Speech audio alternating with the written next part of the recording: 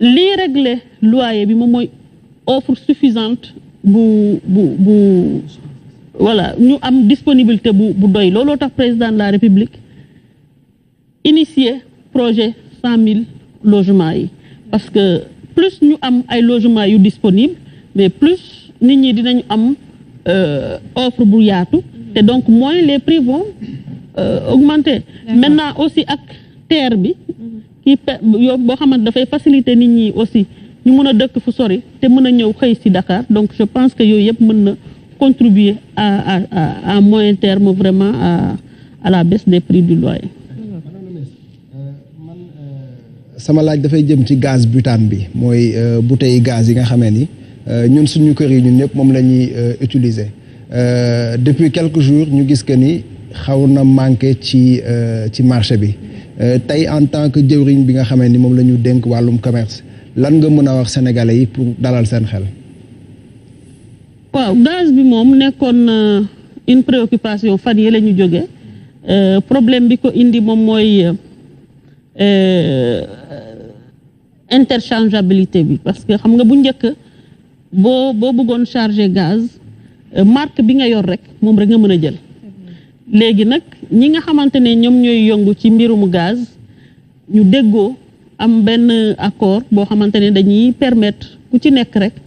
mu am interchangeabilité mais xam nga interchangeabilité bu amee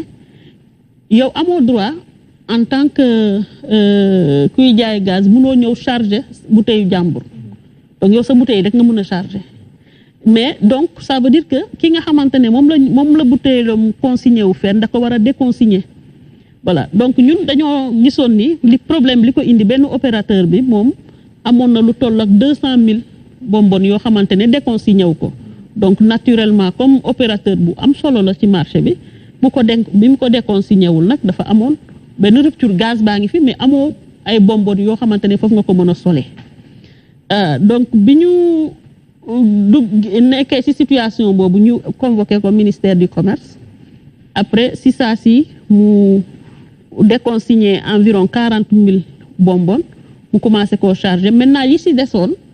d'ailleurs c'est l'occasion pour ñun ñu en tant que ministre du commerce de remercier monsieur Ali Lo bu Loobu Maam Jaara kii nga boo xamante ne joué na ci rôle bu am solo ndax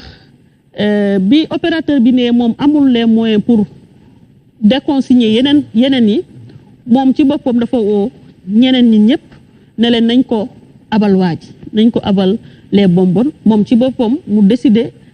abal leen 35 000 bonbonnes donc loolu moo tax ñu commencé sentir ni am na amélioration et am nañu yaakaar ni d'ici la fin de la semaine lépp dina mën a nekk dans les Lady Met.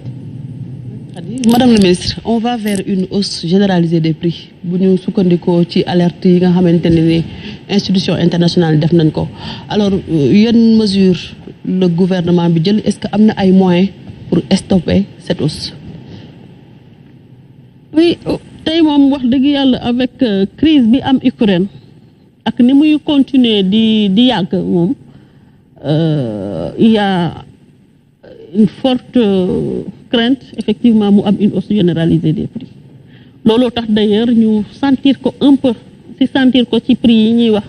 moom la ñu fixé depuis le mois de février loolu moom il faut que ñun ñëpp ñu préparer wu à ça mais le président de la République comme dafa am une volonté ferme pour protéger le pouvoir d'achat des ménages dafa wax ni produit yooyu nga xamante ne mooy produit de première nécessité lu ci mel ni ceeb dëwlin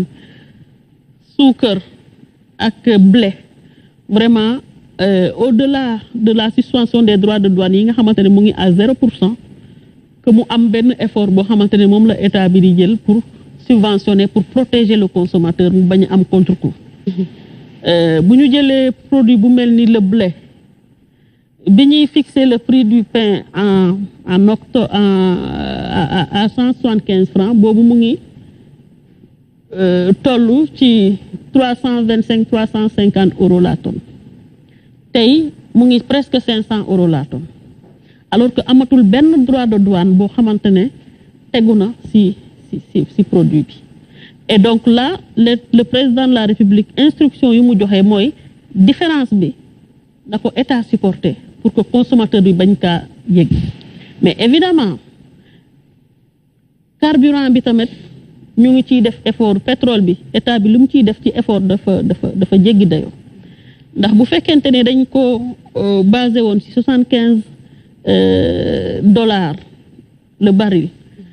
tey jii mu dem jéggi les $100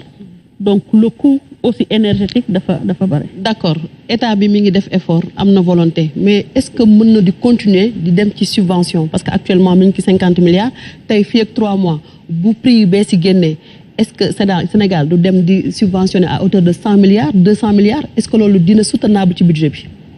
c'est ça le problème nag des subventions parce que xam nga bu produit yi chéré mu nekk un pays importateur net. boo buggee supporter le coût naturellement day am coût bu métti ci le budget loolu moom c'est indéniable mais li dëkk yi di wax souvent moom mooy da ngay obligé def cet effort là pour avoir la paix sociale parce que boo ko defulee aussi tey jii prix yi toll na foo xamante ne population bi mënul supporter le choc bi nga xamante ne moom moo ci nekk évidemment l'État dina def li mu mën au maximum maintenant au fur et à mesure en tout cas ñun dinañu ñëw de façon régulière devant les Sénégalais pour defar leen la situation fan la toll bu ko defee que chacun fasse un effort rek pour ñun ñëpp ñu dem dans le bon sens. est-ce que fauté nga may ma terminer rek est-ce que faussé wuñu le départ parce que président waxoon na ni dañuy egg autosuffisance ci yenn produits en 2017 alors tey ceeb bi jusqu'à présent bu ñu sukkandikoo ci indice yi nga xamante ne ni douane daf koy def 800 000 à 900 000 tonnes nga xam ne dañ koy indi ci ceeb diwlin bi Sénégal am na Sonacos ñu ngi defar diwlin mais dañuy importer diwlin suukar si aussi 30% commerçants yi ñoo koy jël di ko indi alors tey est-ce que loolu nekkul woon erreur du gouvernement bi mu privilégier ay infrastructures à la place des priorités. xam nga gouvernement moom li mu mën moom mooy teg politique mais du gouvernement bi moom mooy ñëw def la production parce que lu ñu mën rek moom mooy inciter. mais c'était une promesse quand même. que dinañu def par exemple autosuffisance en riz. ci la ñu nekk. c'est-à-dire ce que je veux dire c'est-à-dire le gouvernement day teg en place des mesures incitatives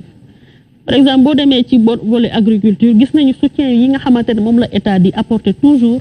aux producteurs ci wàllum engrais ci wàllum aménagement yi ak yooyu ci wàllum mécanisation parce que nag aujourd'hui bu ñu bëggee atteindre yenn niveau yi il faut ñu toll ci yenn niveau de mécanisation yi maintenant parce que dañoo gis ni xëy na li ñu bëgg comme objectif nekkuñu di ko atteindre rapidement que le président de la République décidé ne tey jii par exemple pour une denrée comme le riz day soutenir le prix aux producteurs parce que effort yi nga xamante ne moom la état doon def pour ñu produire ceeb bi riz dañuy gis ni padi bi buñ ko bayee ba pare parfois ñun ñi nga xam ñoom ñoo koy transformer duñu ci jot comme ni mu waree parce que ñoom fu ñuy proposer prix bi du kilogramme à 130 francs à côté ñi nga xamante ne ñoo ngi installé wu par exemple Mauritanie ñoom dañuy ñëw jëndee ko à 160 francs donc finalement suñu industrie suñu entreprise yi nga xamante ne ñoom ñoo war a transformer padi bi du ñu am quantité bu doy bu padi moo tax tey dañu am installation bu yaatu ci wàllum transformation mais ñooñu amuñu suffisamment de matière pour mën ko transformer. mais est-ce que boobu gouvernement bi nelawul foofu le fait que ñu privilégier encore une fois yenn infrastructure yi nga xam ne ni c'est vrai que priorité la mais fii moo gën a nekk priorité. moom laa la wax c'est-à-dire c'est pourquoi on a pris cette mesure. pour inciter parce que xam nga mesure tamit boo ko jëlee da nga koy évaluer du da ngay parce que dañoo yaakaaroon ni xëy na ci côté production lañ doon def investissement yi. mais xam nga bu ñu ñëwee ne soutien des prix ça c'est une politique maintenant commerciale jóge nañ ci politique agricole mais politique agricole bi dañ ko accompagner par une politique commerciale incitative pour permettre ñaar yi ñu mun a inciter le producteur ndax producteur moom tant que mu ngi gis boppam ci prix yi rek mën na gën a am courage gën a bay mais nag dañ koy expérimenter si ça marche incha allah ñu mun ko yaatal ci yeneen produits yëpp ñu mun a atteindre rapidement autosuffisance moom nangoo ci tontu moom. balaa ñuy dem ci Fatimata Diop Youssou ma bàyyi la nga jébbal sa laaj. mais sa réew maak moom sax au fait ñun réew lañu réew mi tubaarkàlla am nañu suuf am nañu ndox ba mu doy ndax géej gaa ngi nii lii xew guerre bi waroon nañu motiver pour que ñu am système boo xamante ni dinañu bàyyi jéggaani ndax mënuñu lu ñuy dundee yépp ñu koy jéggaani waroon ndax bokkul ci seen programme ndax bokkul ci programme état bi fi ne mu fexe ba li ñuy dundee di jóge ci réew mi bu jaree mu metti au début sax jar na ko mais war nañu tirer leçon ci liy xew ki lay jaay sax mun na xëy na jaayatuma la wala bala nga fay àgg bay am li nga bëgg fekk marché ba tëj loolu yëpp possible na ku ne xam ne boo demee bitim réew di jënd ay qualité lay yu différent par rapport ak li nga am ci lañ lay jaayee li nga mën a jënd donc jot na ñun ay réew mi 70% de la population ay xale lañu mais li tax seen programme yi encourager nit ñi ci mbay encourager nit ñi ci ñu consommer local du ci bokk li tax du bokk ci seen programme gouvernement. non consommer local kay yàgg naa bokk ci programme. mais mbay mi dafa amul espoir parce que ceeb mooy li ñuy gën di dundee diwlin lépp dañ koy jéggaani. waaw mais c'est parce que affaire yi parfois du gaaw comme nit ñi nu ñu koy bëggee tari xam nga tey jii bu ñu waxee consommer local léegi de plus en plus de Sénégalais dañuy consommer local. mais bu njëkk ce n'était pas le cas. bu njëkk sax dañu doon yaakaar ni li ñuy produire au niveau local amul qualité bi mais léegi de plus en plus Sénégalais adopté nañu ni am na qualité ci produits locaux yi mais jafe-jafe bi ñuy jànkonteel moom mooy disponibilité de ces produits locaux tey jii bu ñu waxee ceeb bi léegi xam nga il y a de cela quelques années béykat yi dañ doon am jafe-jafe bu ñu au niveau de la vallée bu ñu bayee du ñu mën a jaay mais léegi doo gis sax produit bi donc sénégalais ñu ngi consommer loolu c'est parce que dafa am ay politique yoo xamante ne teg nañ ko politique yooyu ci instruction président de la république lañ ko tegee maintenant mën nañu wax ni doyul nañu gën a pousse le secteur bu gën a dox moo tax le président de la république boo xoolee fan yii yëpp ñun am nañu benn message bu ñuy jéem a jàllale ci wàllum produire ñu produire li nga xamante ne moom la ñuy consommer waaye di consommer li nga xamante moom la ñu produire fii donc di wax ni taxaw nañ ci thème président de la république joxe woon na fi tamit ay instructions pour ñu liggéey ak ñi nga xamante ne ñoom ñooy les boulangers xool nan la ñuy incorporer céréales locales yi gën ko nan lañ leen di inciter pour ñu gën a sawar ci incorporer céréales locales bi mais aussi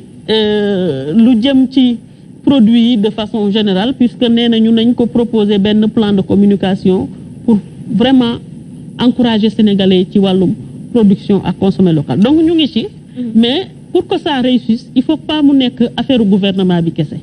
il faut que sénégalais bu ci nekk nga mën a jël mbir bi mu doon sa yëfu bopp ñun ñëpp ñu engagé wu produire li nga xamante ne moom la ñuy soxla fii waaye di ko consommer ndax nit ki sax njëkkee ci consommer li nga xamante ne moom nga béy sa réew moom moo war a nekk sa première fierté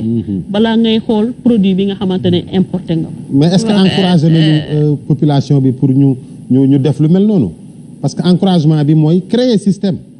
bu fekkee ne yow da nga bëgg di subventionner chaque jour subvention yi dina dem ba benn niveau dootoo ko attan bu fekkee da nga bëgg yëf yi bu ñëwee nga génn ci bu doon ñoom dañ koy jënd sax ci njëg goo xamante ni dinañ ko yombalal askan wi sax du jëm kër. ci Youssou foofu nga nekk noonu sax Fatimata Diop rubrique am tey xam naa dina la intéressé bu baax ndax soriwul li ngay wax nii Fatima dañuy dem ci rubrique Actu Ramadan dellu si waat